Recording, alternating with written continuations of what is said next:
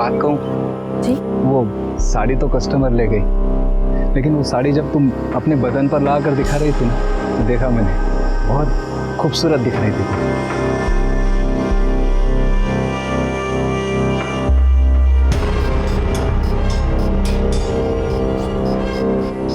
वैसे सोचता हूँ वैसी सेम साड़ी तुम्हें गिफ्ट दे दूँ, पर अगर मैं तुम्हें साड़ी गिफ्ट दूंगा तो तुम्हें भी तो मुझे कुछ देना पड़ेगा ना, समझ रहे हो ना? पगार भी बढ़ा दूंगा।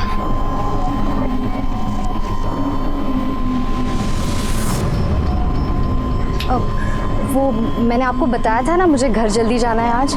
मैं जाऊँ क्या? हाँ हाँ जाओ ना, लेकिन जो मैंने कहा ध्यान में है ना?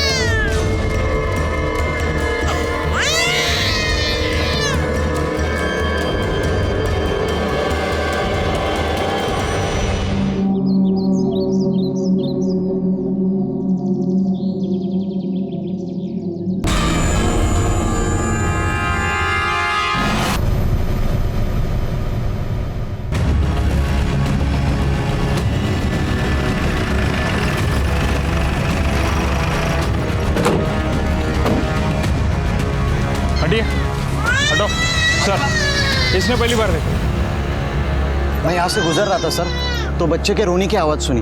यहाँ आके देखा तो बच्चा रो रहा था और एक लाश पड़ी थी वहाँ, औरत की। रानी भाई, बाल लगे, गला घोंट कर मारा गया है। गले पर निशान देख रहे हो? जी सर, पता किया। ये प्रोस्टिट्यूट है, हाईवे पे धंधा करती थी। बैकवर्ड, पिछले हफ्ते में जिस औरत की डेड बॉडी मिली थी वो भी तो प्रोस्टिट्यूट थी। जी सर। ठीक है, फॉरेंसिक को बुला और इसकी लाश पोस्टमार्टम के लिए भेज दो। सर।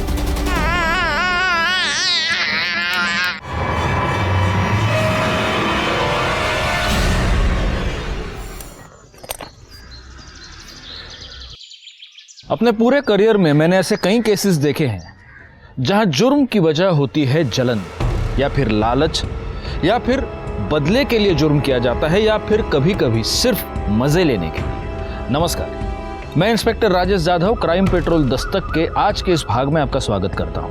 आज मैं आपको जिस केस के बारे में बताने जा रहा हूं, वहां जुर्म की वजह थी एक आदमी की सनक।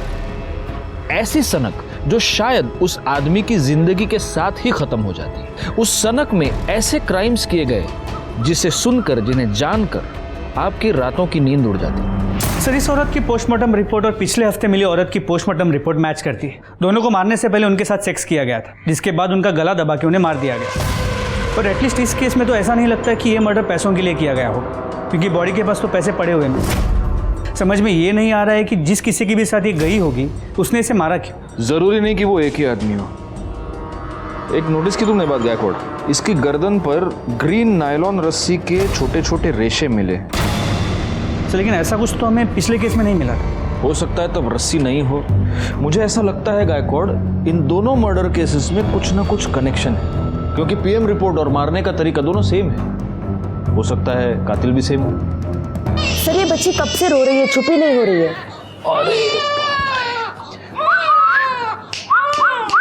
ए सोनू, ए इकडे बघ इकडे बघ इकडे बघ, आले आले आले।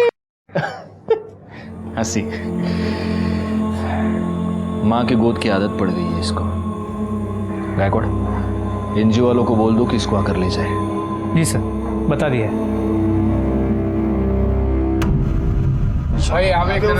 इधर दे इधर दे।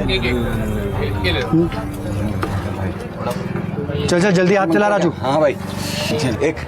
ये देना। अरे जाना दूंगा, एक मांगने आ गया, तू दे दे मेरे को। ए राजू, भिखारी बहुत डेली का उसका। अरे बच्चा है, कुत्ता नहीं है। चल बेटा, भूख लगी तेरे को, वड़ा पाव दे उसको, दे वड़ा पाव। ले भाई, और दूं क्या? चल काम कर, चल जल्दी जल्दी कर। अरे भाऊ, याद है वृंदा वहिनी का फोन आया था?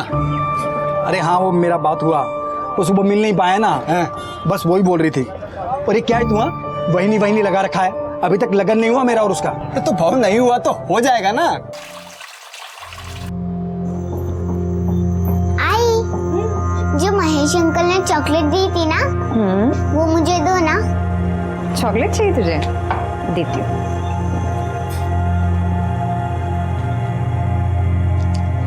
चॉकलेट। आजकल बहुत ख्याल रख रहा है तुम दोनों का महेश। अच्छा लगता है मुझे महेश, हम दोनों का बहुत ख्याल रखता है वो। इतना ही ख्याल रखता है तो उसके घर क्यों नहीं चली जाती, यहाँ पे क्यों पड़ी है? और वो महेश एक नंबर का गुंडा है, तुझसे शादी कभी नहीं करेगा। और यहाँ हमारे सर पे बैठने से अच्छा है तो ससुराल क्यों नहीं चली जाती?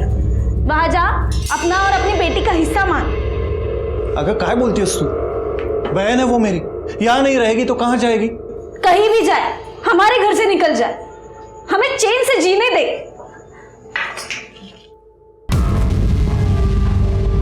लो, नाम लिया और हाजिर हो गए।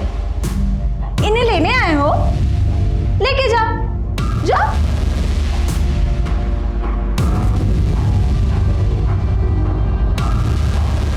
तू टेंशन मत ले, एक दिन लेने के लिए भी आएगा मैं। तब तक इनके यहाँ रहने से तुम लोगों को तकलीफ नहीं होनी चाहिए, क्योंकि प्रतीक के बाप का घर नहीं है, सिर्फ वृंदा के बाप का भी घर है। देख भाई, ऐसे कुछ नहीं है, बहन है वो मेरी। चुप कर। अगर मेरे को पता चला कि तुमने वृंदा को और प्राची को तकलीफ दी है तो इधर आना जाना लगा रहता है मेरा। तुम दोनों का बराबर हिसाब करेगा मैं। चलता हूं वृंदा।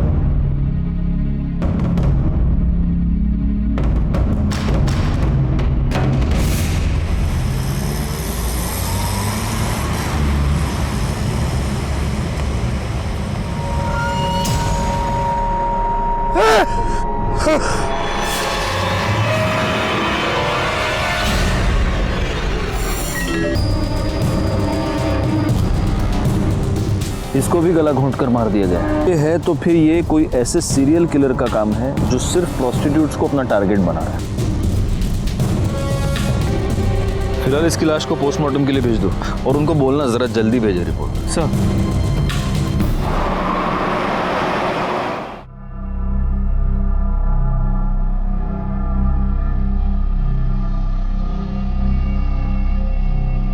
मंग्या की आई कह रही थी आज हाईवे पे एक और औरत की लाश मिली है। चांदनी, हसीना और अब पिंकी। ऑफ कोर्स ये इनके असली नाम तो नहीं होंगे। 3 प्रोस्टिट्यूट्स का मर्डर हुआ है और वो भी हाईवे पर जहां कोई सीसीटीवी कैमरा नहीं है। बहुत ही प्लानिंग से ये सब कर रहा है गायकवाड़।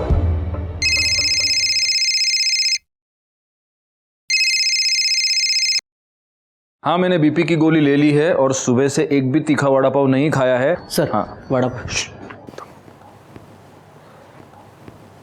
हाँ, टीवी क्या है टीवी पे? हाँ, रुको रुको देखता हूँ। हाईवे पर एक के बाद एक 3 देह व्यापार में लिप्त औरतों की लाश मिली है। कातिल बड़ी ही चालाकी से अपने काम को अंजाम दे रहा है। पुलिस हाथ पर हाथ धरे बैठी है। तकरीबन 10 दिनों में 3 औरतों का कत्ल हुआ है और पुलिस है कि उनके कान पर जूं तक नहीं रेंग रही है। मैं कैमरामैन आकाश के साथ लाइक खान। काय कामं संपली काय सगळी? चलो चलो, टीवी बघतायत। शोभा, ये बताने के लिए फोन किया तुमने मुझे? अरे बाबा, रिपोर्टर अपना काम कर रहा है, मैं अपना काम कर रहा हूँ। हाँ चलो रखो फोन अभी।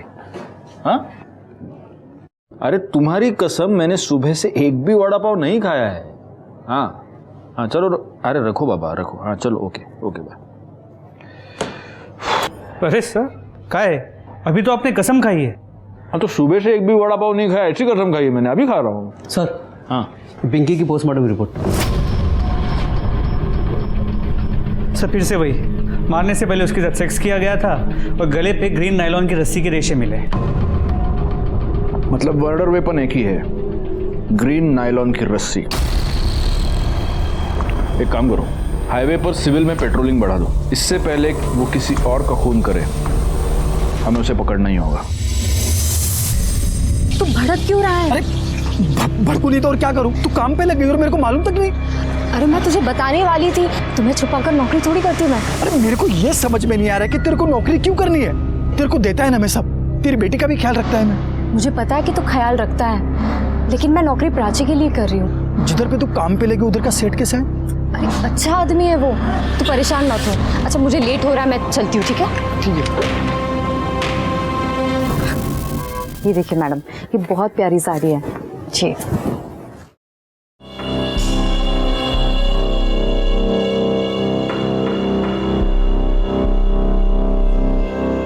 अब पैसे काउंटर पे दे दीजिए।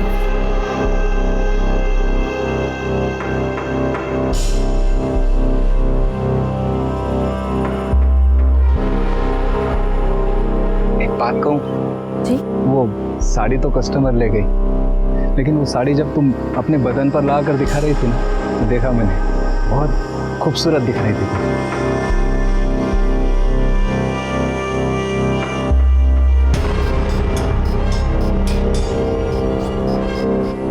वैसे सोचता हूँ वैसी सेम साड़ी तुम्हें एक गिफ्ट दे दूँ, पर अगर मैं तुम्हें साड़ी गिफ्ट दूंगा तो तुम्हें भी तो मुझे कुछ देना पड़ेगा ना, समझ रहे हो ना? पगार भी बढ़ा दूंगा।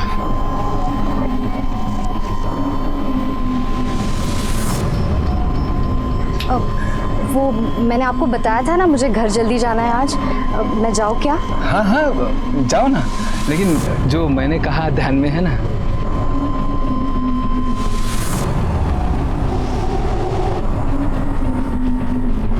महेश, कितने बार बताऊं मैं तुम्हें, उस सेठ के साथ मेरा कोई चक्कर नहीं है। मैं बस अपने काम से काम रखती हूँ। देखा तेरा काम से काम में, कैसे दांत फाड़ फाड़ के हंस रही थी तू। वो कुछ नहीं है महेश, वो खुश था क्योंकि मैंने आज सेल अच्छी की थी। वो बस मेरी तारीफ कर रहा था। तुम्हें ना मैं महेश, मैं तुम्हें धोखा क्यों दूंगी? मैं हमेशा तुम्हारे साथ रहूंगी, कहीं छोड़ के नहीं जाऊंगी तुम्हें। सच्ची? हाँ।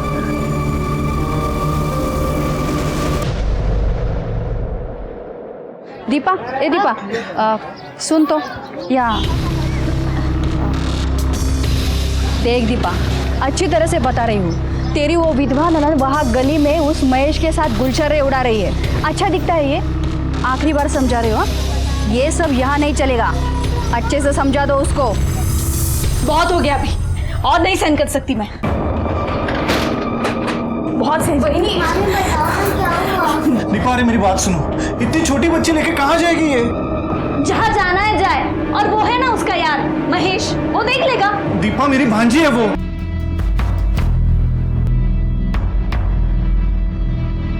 अरे राजू, भाऊ ये राजू है, महेश के ठेले पे काम करता है। हाँ क्या है राजू? वो क्या, वो भाव ने अभी प्राची के लिए ये गिफ्ट खरीदा, तो उन्होंने बोला कि ये दे देना, ये चॉकलेट भी दे देना और बड़ा पाव भी है प्राची के लिए।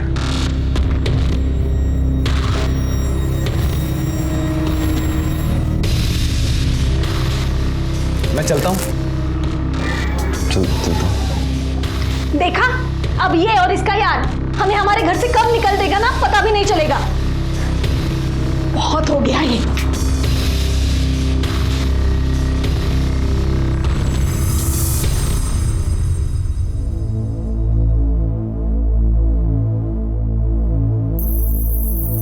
क्या है वृंदा को? अरे क्या हुआ? ऐसा चुप क्यों है? कुछ हुआ क्या? अरे बोल ना, कुछ हुआ क्या? भाव, वृंदा बहनी के साथ कुछ ठीक नहीं हो रहा उस घर में।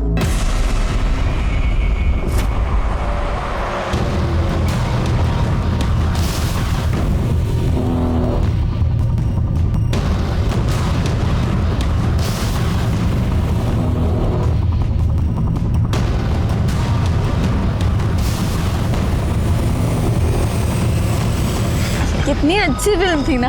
हाँ। कितने दिनों बाद ऐसे बाहर निकले हम लोग। कितना अच्छा लग रहा है। वरना तुम्हारी बहन, उसने तो जीना हराम करके रखा है हमारा। तुम क्यों सोचते हो उसके बारे में ऐसे? महेश, अरे मार क्यों रहा है उनको? अभी तो सिर्फ थप्पड़ मारा है, इसके आगे सोच भी नहीं सकता कि मैं क्या करेगा। समझा दे तेरी बाइकों को कि अगली बार वृंदा के सामने ऊंची आवाज में बात भी की ना, काट के इधर ही गाड़ देगा मैं तुम दोनों को, समझा ना?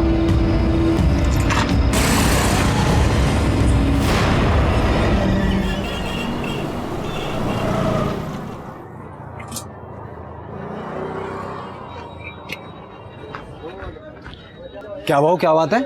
हाँ, आज आप इतनी जल्दी आ गए सुबह सुबह? अरे दिन में काम से जाना है, सोचा जल्दी जाके गाड़ी लगा देता हूँ, लेकिन देखना गाय गाय में पूरा तेल गिर गया। अरे भाव, बिंदास जाओ। अरे आप बिंदास जाओ, मैं संभाल लेगा। जाओ। पक्का संभाल लेगा ना? भाव आप बिंदास जाओ, मैं संभाल लेगा सब कुछ। दो। ठीक है।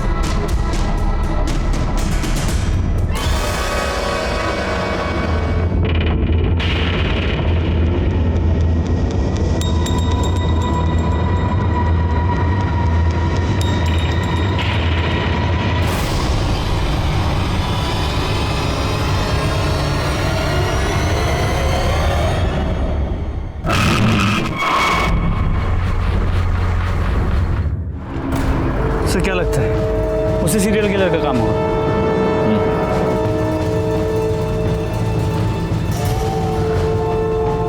या तो वो हमसे 2 कदम आगे चल रहा है, या हम बहुत स्लो है।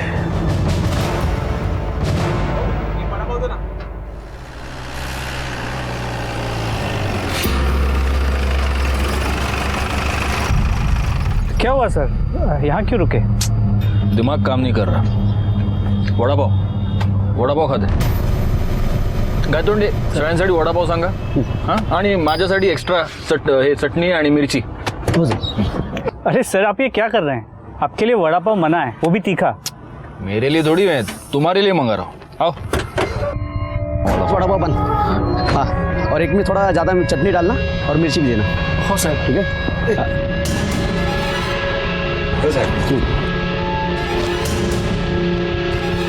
क्या सगळ्यांनी घ्या। ये आपका चटनी वाला।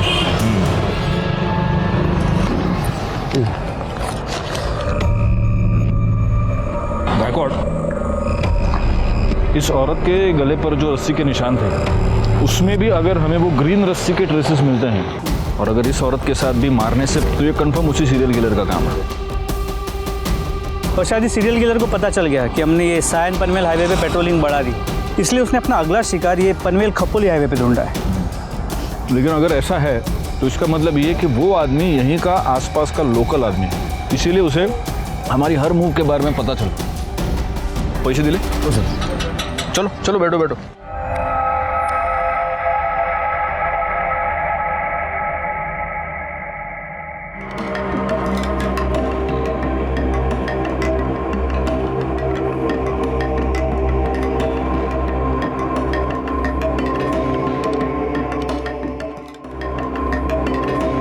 तुझी गाड़ी है करे?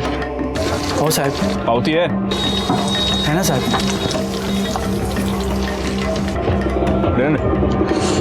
अच्छा बना दे वड़ा पाव, क्वालिटी मेंटेन रखना। जी sir. Vada pav Mahesh, vada pav. Good.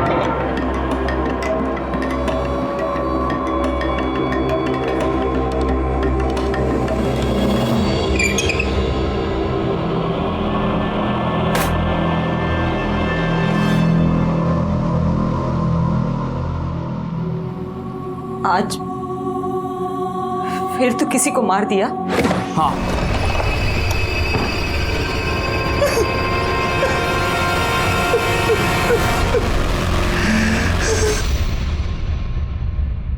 Sir ये जो लास्ट बॉडी हमें मिली है, सुना है इसका नाम रानी, लेकिन हो सकता है कि ये भी गलत नाम हो। और इसके साथ भी मर्डर से पहले सेक्स हुआ है और इसकी गर्दन पर भी ग्रीन नायलॉन रस्सी के ट्रेसेस मिले हैं ना। मैं तुमको कह रहा हूँ गायकवाड, इन चारों का खून एक ही रस्सी से एक ही आदमी ने किया है। लेकिन सर डीएनए रिपोर्ट के मुताबिक इन चारों औरतों में जो सीमन सैंपल मिले हैं वो अलग अलग है। मतलब सेक्स वर्कर होने की वजह से इन्होंने शायद सेक्स किसी और आदमी के साथ किया है और इन्हें मारा किसी और आदमी ने। मुझे समझ में नहीं आ रहा, इसका मोटिव सेक्स नहीं है, इसका मोटिव लूटपाट नहीं है क्योंकि पैसे इनकी बॉडी के पास ही मिलते हैं, तो फिर इसका मोटिव क्या है? वो क्यों मार रहे हैं इन औरतों को? और हमारे पास कोई क्लू नहीं है। तो फोरेंसिक रिपोर्ट से एक नया क्लू मिला है। इस रानी के गले पे, हाथ पे और गले पे जो ग्रीन रस्सी के रेशे मिले हैं उस पर कुकिंग ऑयल मिला है। मतलब जिस रस्सी से रानी का गला घोटा गया उस पर कुकिंग ऑयल लगा हुआ था, जो खुद को बचाते हुए और गला घोटते हुए रानी के गले और हाथ पे लग गया। और ये कुकिंग ऑयल भी वो है जो बार बार यूज किया गया है। बार बार यूज किया हुआ कुकिंग ऑयल। गायकवाड, ये रस्सी जरूर किसी ऐसे आदमी की है जो फ्राइड फूड बेचता है।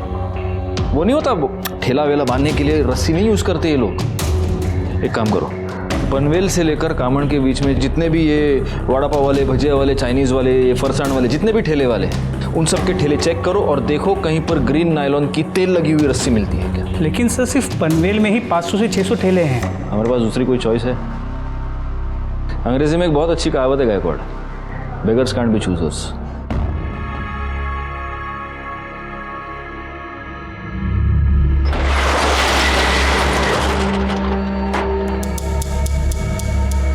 शटर क्यों बंद किया? तुमने तो कहा था ना कि बदले में कुछ दोगे, है ना? तो अब ना मत करना।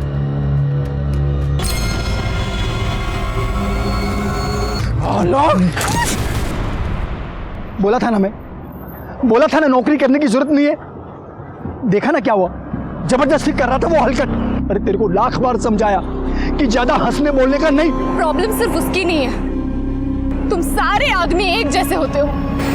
एक अकेली औरत देखी नहीं कि सहारा देने के नाम पे उसका फायदा उठाने की कोशिश करते हो। जिसे देखो वो मेरी लाइफ को कंट्रोल करने में लगा पड़ा है। घर में वो वही नहीं है, दुकान में वो गिरीश और यहाँ तुम। मुझे नहीं रहना है, मैं जा रही हूँ। सुन, तू इतना भड़क काय को रही है? क्या मांगता क्या है तेरे को? बोल, मैं करेगा ना तेरी मदद। बोल, क्या मांगता है तेरे को? तो लगता क्या है मेरा? हम दोनों का रिश्ता क्या है? रिश्ता मांगता है? मैं करेगा तेरे साथ शादी।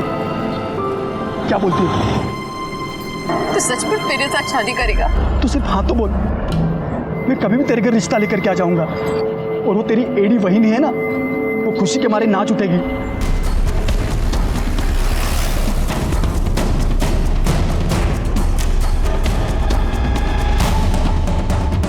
ये रस्सी कहाँ से आई तुम्हारे पास? साहब वो मैंने कुछ दिन पहले खरीदी थी। प्लास्टिक बांधना पड़ता है ना, नहीं तो बारिश में पानी अंदर आ जाता है, इसलिए। शिरके। जी सर। ग्रीन नायलॉन की रस्सी ढूंढनी है, पीली नहीं। Okay sir. साहब मैं तो इधर भाखड़े पर ही था, ये रस्सी तो बहुत पुराना हो गया है, मेरे को नया लेने का था। कहीं ऐसा ना हो कि अभी बांधा और अभी टूट जाए। उसमें से थोड़ा सैंपल के लिए हम लेके जा रहे हैं, ठीक है? ठीक है साहब। सर हम लोग यहाँ तक आए हैं तो जादव सर के लिए एक महेश का वड़ा पाव लेते हैं, चटनी डाल के। ठीक है, चलेगा। गौली, शिरके, तुम लोग बाकी की दुकानें चेक करो।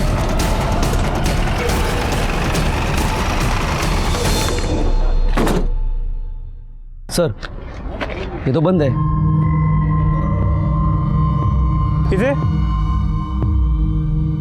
ये महेश किधर गया? बंद क्यों है? साहब महेश भाऊ ने आज जल्दी बंद किया, उनको किधर काम से जाना था आज। बहुत ज्यादा प्रेशर बना था हम पर इस केस को सॉल्व करने का। समझ नहीं आ रहा था क्या करें, क्योंकि इस केस में कोई भी सॉलिड लीड नहीं थी हमारे पास। कहने को इन्फॉर्मेशन तो बहुत थी, लेकिन उसके आधार पर किसी भी नतीजे पर पहुंचना मुश्किल था, सिवाय इसके कि एक सीरियल किलर था जो हाईवे पर एक के बाद एक सेक्स वर्कर्स का खून कर रहा था। और तभी एक ऐसी घटना घटी जो इस प्रोस्टिट्यूट वाले एंगल से अलग थी। गायकवाड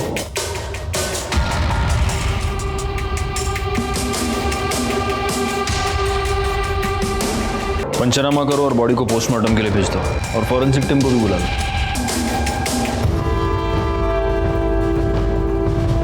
तू वो वड़ा पाव वाला है ना? तू यहाँ क्या कर रहा है? साहब, इसी ने मारा वृंदा को। हम घर आए तो ये यही था। मैंने नहीं मारा है सर, मैंने नहीं मारा है, लेकिन जिसने भी मारा है ना उसे छोड़ेगा नहीं, मैं नहीं छोड़ेगा मैं। चुप। मैंने पहली बार वृंदा में ही देखा कि माँ क्या होती है। उसने अपनी इज्जत भी संभाली और अपनी बच्ची के लिए खड़ी भी रही। मैं बोला उसको सब खर्चा दूंगा मैं, फिर भी अपनी बेटी के लिए उसने नौकरी की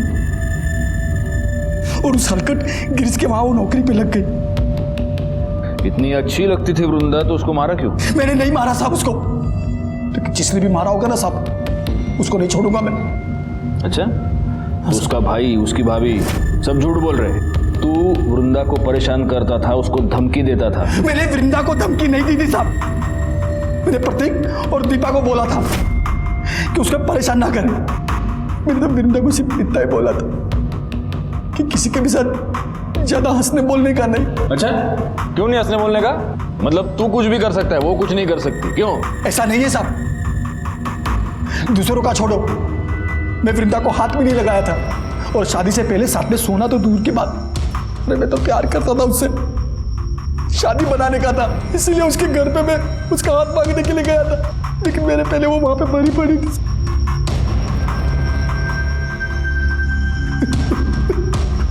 हाथ मांगने गया था? हाँ साहब, करीब 2 बजे के आसपास वृंदा का मेरे को फोन आया था। हाँ हेलो महेश, आज तुम शाम को 4 बजे घर आ सकते हो? अरे शाम को कैसे आएगा मैं, इधर धंधा कौन संभालेगा? शादी की बात करने के लिए तुम एक दिन जल्दी दुकान बंद नहीं कर सकते? क्या तू मेरे को शादी के लिए बुला रही है? मैं गाड़ी बंद करके घर गया, कपड़ा बदली किया, उसके घर के लिए निकला। जब घर जाके देखा तो वो पहले से मरी पड़ी थी साहब। कितने बजे पहुंचा उसके घर? 3:45 बजे पहुंचा होगा साहब, तब तक वो मर चुकी थी। मैंने कुछ नहीं किया साहब, आपको पूछना है तो राजू से पूछ लो साहब। चल, मैंने मान लिया कि तूने वृंदा को नहीं मारा। किसने मारा? उसके भाई और भाभी ने मारा होगा साहब, क्योंकि उनको लगने लगा था कि वृंदा उन पे बोझ बनती चली जा रही है, और उन दोनों ने भी नहीं मारा होगा ना साहब, तो उस हलकट गिरीश ने मारा होगा उसे। सर ऐसी कोई बात नहीं, किसी ने आपको मेरे बारे में गलत बोला है, मैं उससे बहुत अच्छे से बात करता था। एक अच्छा है, तेरे दुकान में सीसीटीवी है, दिखा, फुटेज दिखा, सब पता चल जाएगा किससे कैसे बात करता था। इसमें ये क्या, चेक करो जरा। पासवर्ड क्या है? सर अरे पासवर्ड क्या है? सर वो मुझे अच्छी लगती थी, लाइन भी देती थी मुझे, तो मुझे लगा सब। तेरे दुकान में ग्रीन कलर की रस्सी है? ग्रीन क्यों सर? तू नहीं बताएगा। गायतोंडे सर, जरा शोधा सगळीकडे, देखो रस्सी मिलती है क्या? नहीं है सर। वैसे काफी रंगीन, काफी शौकीन आदमी लगता है तू। हाँ, उधर तो जाता होगा? किधर सर? उधर प्रोस्टिट्यूट्स के पास। अरे नहीं सर, मैं वैसा आदमी नहीं हूँ। वैसा आदमी नहीं है? नहीं सर। तो वैसा आदमी है? हाँ, मतलब 1-2 बार गया हूँ। हाँ, 1-2 बार गया है और वहां जाने के बाद उनका खून भी किया है। सिर्फ 4 को मारा है और को भी मारा? अरे नहीं सर, मैंने किसी को नहीं मारा है। सब पता चल जाएगा। गायतोंडे सर, सापड़ लेगा? नहीं सर, दुकान चेक कर लिए और काउंटर भी देख लिए, कहीं ग्रीन कलर की रस्सी नहीं मिली। बोला ना सर, नहीं है सर कुछ। ठीक है, चला। तो इसे नहीं बताएगा, तेरे को है ना एक दिन हमारे यहाँ पे बुला के पूछूंगा। सर, एक बार रस्सी के लिए इस महेश के वड़ा पाव के स्टॉल को चेक कर लेता हूँ। कर लो। पूरी गाड़ी को अच्छे से चेक करो, देखो ग्रीन रस्सी मिलती है क्या।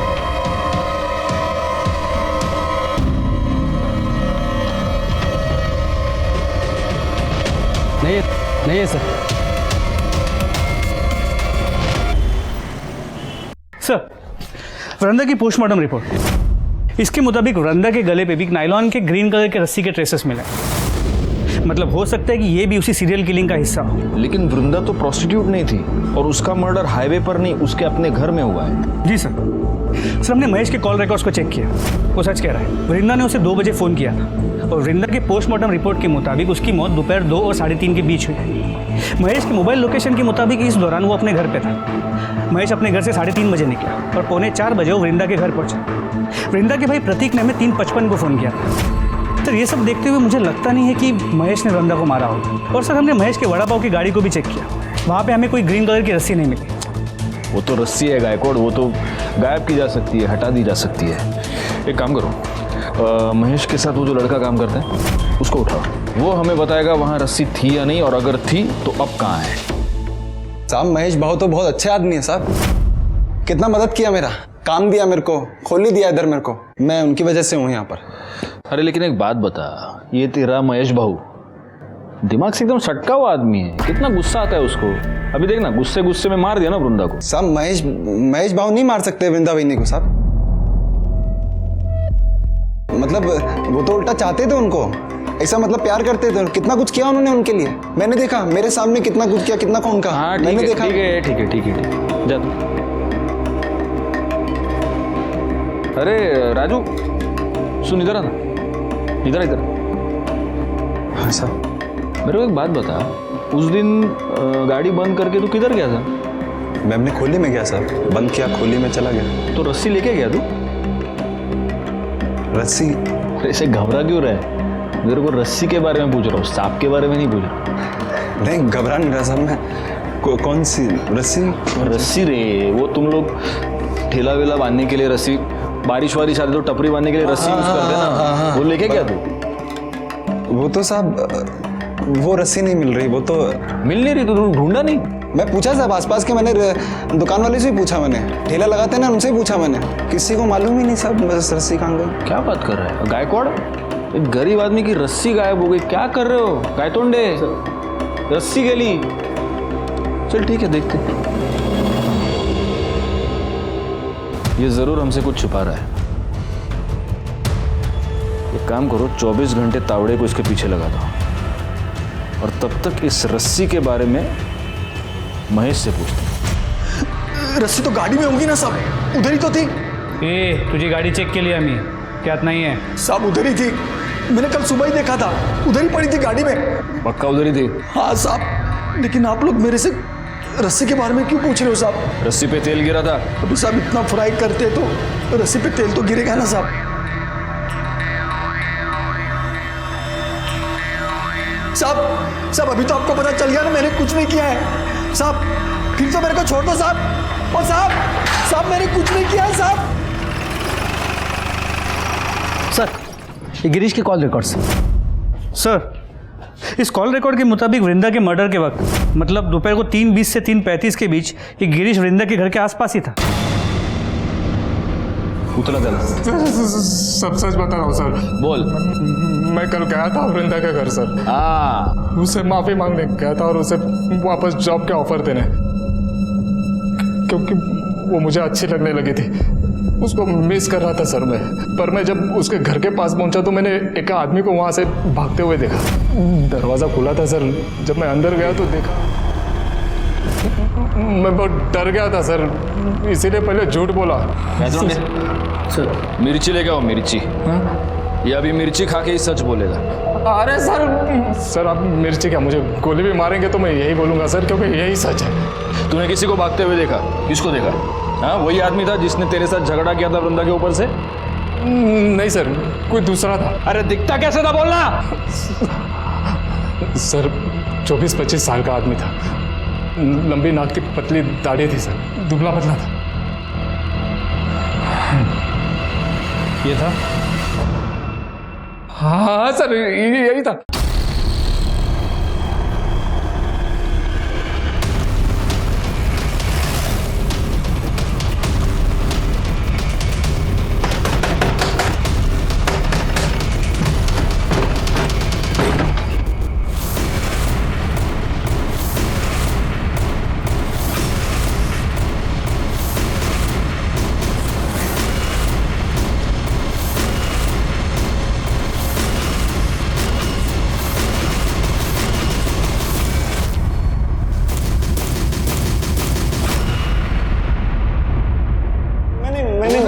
मैंने मारा साहब, मैंने मारा वृंदा बहनी को साहब। वो दिन जब बाबू दुकान बंद करके गया था, मैं रस्सी लेके बहनी के उधर चला गया था साहब मैं। अरे राजू तू मालूम है भाव का इंतजार कर रहे थे ना। अरे वो आज रोज की तरह थोड़ी ना आएंगे, आज तो सज धज के एकदम टिप टॉप बन के आएंगे वो। अभी तो उन्होंने बड़ा पाव भेजा आपके लिए। अच्छा भला एक गिलास पानी दे ना। हाँ, देते हैं, आती है ना।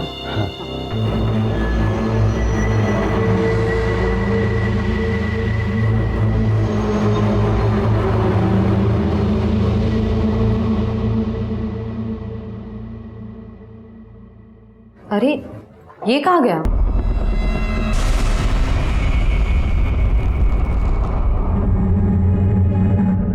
क्यों मारा वृंदा को? साहब मेरे को मालूम था साहब कि महेश भाई के आगे पीछे कोई नहीं है साहब। तो मेरे को लगा कि अगर महेश भाई वृंदा बहनी के खून के इल्जाम में अंदर हो गए तो पूरा ठेला मेरा हो जाएगा साहब। चल ठीक है, मैंने मान लिया वृंदा को तूने ये वड़ा पाव की गाड़ी की लालच में मारा। उन 4 औरतों को क्यों मारा? नहीं साहब मैंने नहीं मारा 4 लोग, मैंने नहीं मारा साहब। मैं क्यों मारूंगा? झूठ बोल रहा है। अरे साहब मैं झूठ नहीं बोल रहा, मैं तो सच बोल रहा हूँ अभी। महेश भाव ने मारा। मेरे को मालूम है साहब, वो रस्सी लेके हमेशा जाते थे सर किधर को भी। मैं सोचता था किधर जा रहे रस्सी लेकर, एक दिन तेल गिर गया उसके ऊपर। साहब वो निकले, मैं उनके पीछे पीछे गया और मैंने अपनी आंखों से देखा था। मालूम चला साहब कि हाईवे पे जितनी भी धंधे वाली मरी है उनको भाव ने मारा। मेरे को तभी आइडिया आया साहब, मेरे को लगा कि मैं उस रस्सी से मैं। अरे तो तेरे को ये आइडिया नहीं आया कि अगर तू ये बात हमको बताता तो महेश वैसे भी अंदर जाता, फिर सारा धंधा तेरा हो जाता? ये समझ में नहीं आया तेरे को? साहब मेरी मती मारी गई थी। मैं साहब मेरे को लगा कि हो जाएगा। मैं पागल आदमी, गरीब आदमी, मेरे को लगा साहब, मैं सच कह रहा हूँ साहब।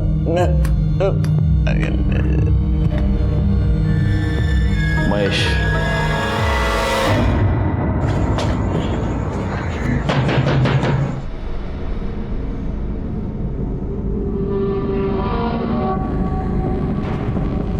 मेरे को मालूम था ये दिन जरूर आएगा, पर महेश कभी मेरी बात सुना ही नहीं।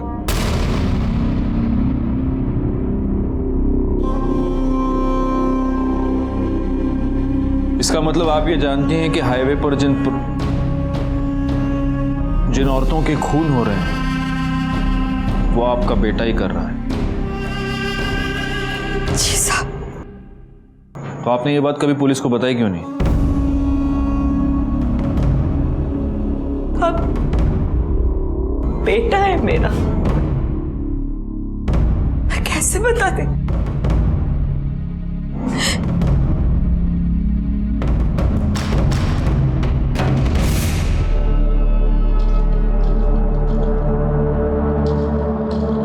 कभी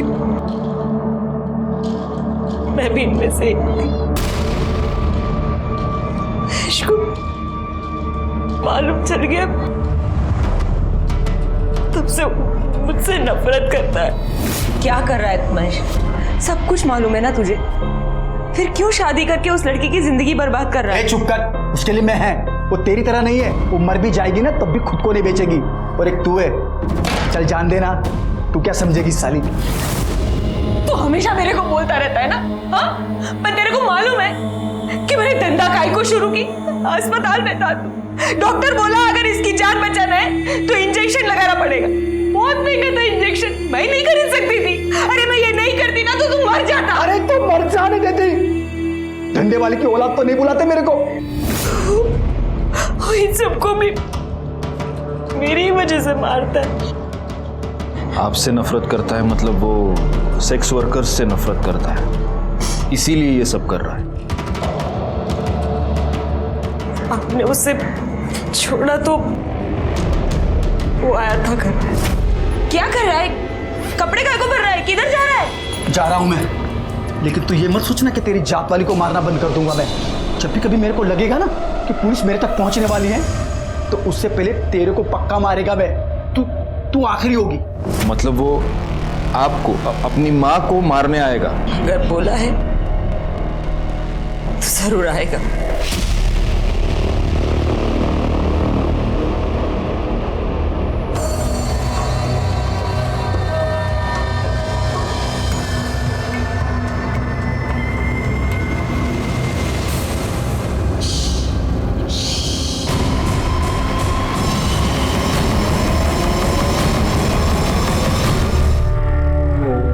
मैं 12 साल का हुआ जब मेरे को मालूम पड़ा कि मेरी आई क्या काम करती है। तुझे पता है तेरी आई क्या काम करती है? तेरे घर पे कपड़े और खाना लाने के लिए पैसे कहाँ से आते, कभी सोचा है? क्योंकि तेरे तो बाबा भी नहीं है। मुझे इतना पता है कि मेरी आई काम करती है, तो फिर काम करके ही आते होंगे। देखना है तुझे? चल तुझे दिखाता हूँ।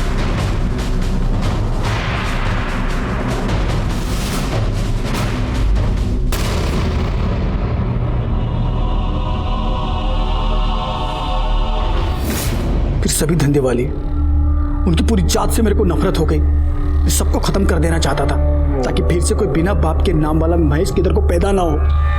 फिर मेरे को वृंदा मिली। मेरे को लगा सब लोगों की माफी मेरा भी एक नॉर्मल लाइफ हो सकता है, पर राजू ने वो भी खत्म कर दिया। आखिर यह केस सॉल्व हो गया और सीरियल किलर महेश को पकड़ने में हम कामयाब हो गए। बड़ा दुख हुआ उन बेकसूर औरतों के लिए जिन्हें महेश ने मार दिया था, क्योंकि भले ही महेश की अपनी एक दुखी कहानी थी, लेकिन उन औरतों की हालत भी कोई बहुत अच्छी नहीं थी। 150 रुपए के लिए वो अपने आप को बेचने पर मजबूर थी। और सबसे ज्यादा दुख हुआ महेश की मां सपना के लिए, जिसने अपने बेटे के लिए अपने आप को बेचा, लेकिन उसी की वजह से उसका बेटा शर्मिंदा था और अंत में एक भयानक कातिल बन गया। खैर, मैं इंस्पेक्टर राजेश जाधव आपसे विदा लेता हूं। दोबारा मिलूंगा, तब तक सतर्क रहिए और देखते रहिए क्राइम पेट्रोल दस्तक, क्योंकि मकसद बताना नहीं, बचाना है। जय हिंद।